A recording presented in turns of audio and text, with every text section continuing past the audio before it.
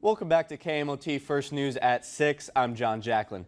Well, this weekend, Minot State Track and Field heads to Mankato for the NSIC Outdoor Championships.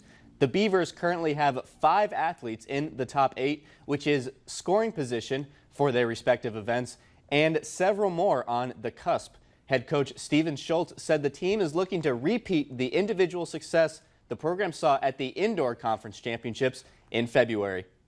We're taking a similar approach to what we did with the indoor conference, just each individual athlete is focused on their event and trying to better their place on the conference list than what they're at right now.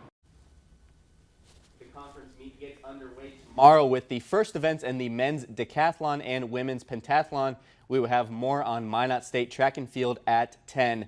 Well, earlier today, we had 2 more Minotauros players commit to college hockey programs. This morning, Joel Lettinen announced his commitment to NCAA Division I Stonehill College in Easton, Massachusetts.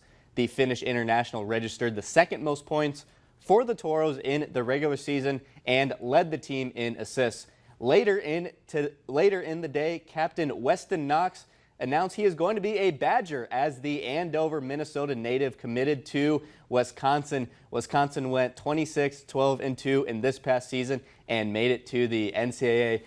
I see Joe over here, his alum, they got a good one in Weston. That's all we have in sports. We'll be right back.